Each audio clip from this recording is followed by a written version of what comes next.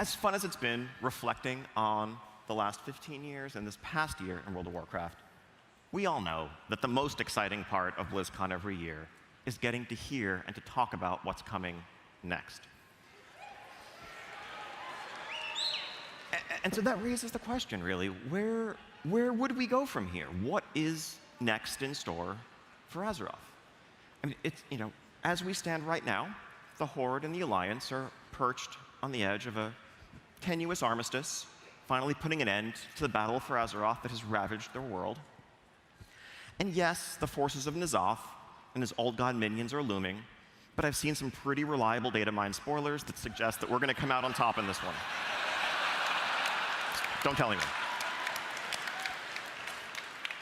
And so after, really what's been a rough few years for Azeroth, between the assault of the Iron Horde and the Burning Legion and everything that's gone on since, I think things might finally be looking up for Azeroth. It's, all these threats have been taken care of, just sunny days and clear skies ahead. Personally, I can't think of any unaccounted for loose ends or anyone who might be lurking in the shadows, thirsting for revenge. Can you?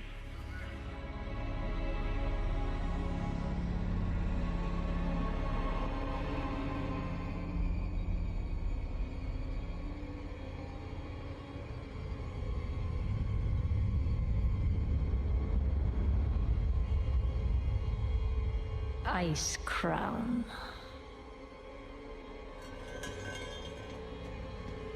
A monument to our suffering.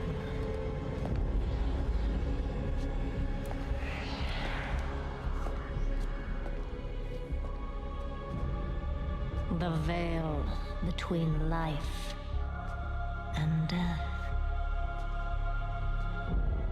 Where a usurper sits on a frozen throne.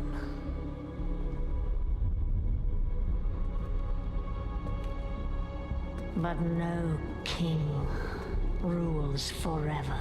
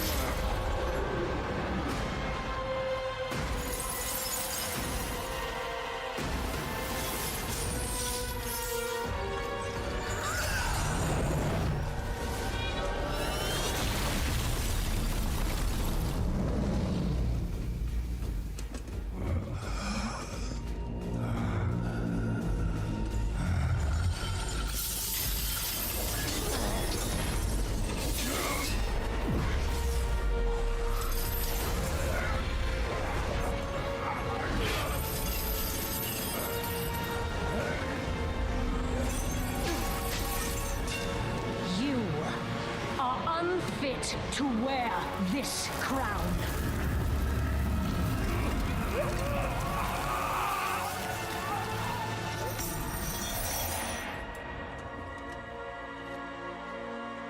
to wield so much power. That power will be your prison. This world is a prison.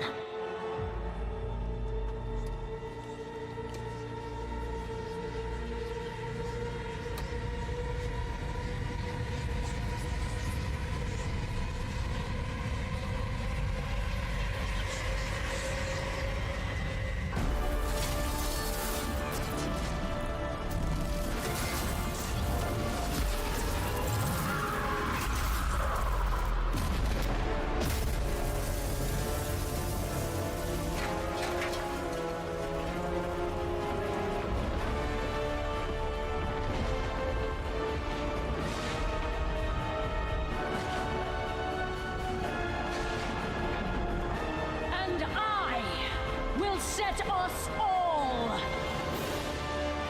free.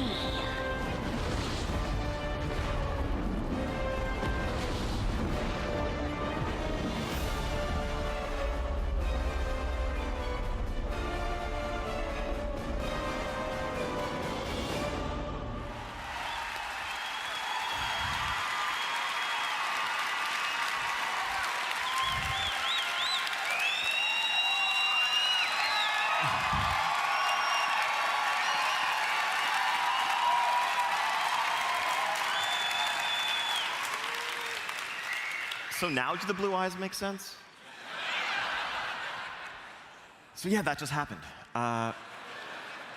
We were once told by King Tyrannus that there must always be a Lich King. And now, for the first time, there is none. Sylvanas herself warned us that in the end, death claims us all. Well, death is coming for us. And if we want to stand a chance, we are going to have to go where no living soul ever has. We are going to the Shadowlands, the world that is the afterlife for the entire Warcraft universe. Now, along the way, we will get a chance to meet some of the fallen and learn their fates. But this is not a familiar world full of orcs and trolls and dwarves. This is an ancient and mysterious realm that predates the Titans themselves. It is the source of the power of the Scourge that we have seen, true, and it's the power upon which Death Knights draw, but it's also the origin of the noble Valkyr and the spirit healers that guide us back to the land of the living when we pull a couple mobs too many. Not that anyone's ever done that. It's where spirits of nature go to begin a cycle of rest and rebirth, and so much more. Let's take a look at this wondrous world that we are set to explore. The jailer of the damned. A grim task, which I have failed. Now the eternal veil screams, torn asunder by her. Within the realm of shadow lies the darkest of terrors, which should never be set free.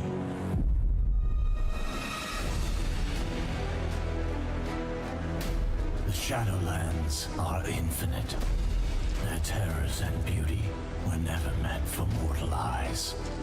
I wonder if they can bear to behold all that awaits them.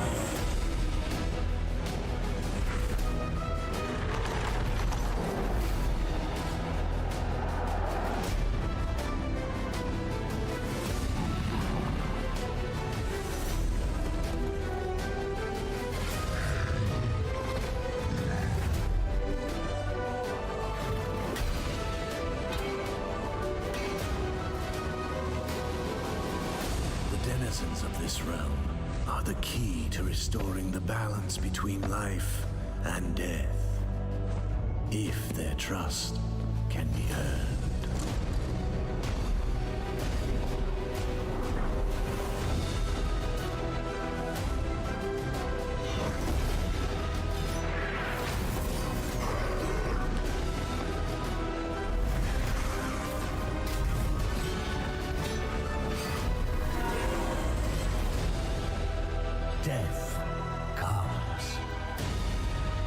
The end of everything is just the beginning.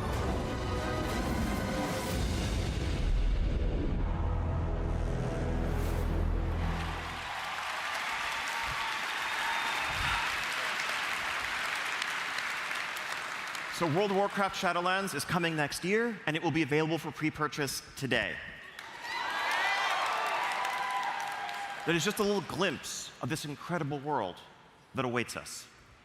Ahead of us lie many fateful decisions, because at its core, Shadowlands is an expansion that is built around the idea of choice. Agency and self-expression in the rewards you pursue, and in the allies with whom you cast your lot. I know you have a ton of questions, like what the heck is a covenant? What is that tower that's sticking out of the sky above Icecrown? What other changes are coming to World of Warcraft? And so much more. So we have our first panel for you at 2:30 on the Mythic stage, the World of Warcraft What's Next panel, where we'll dig into that and much, much more.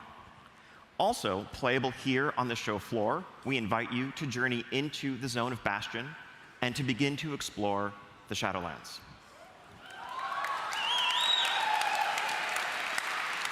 Thank you all so much, and it's going to be an incredible weekend ahead. I can't wait to share it with all of you.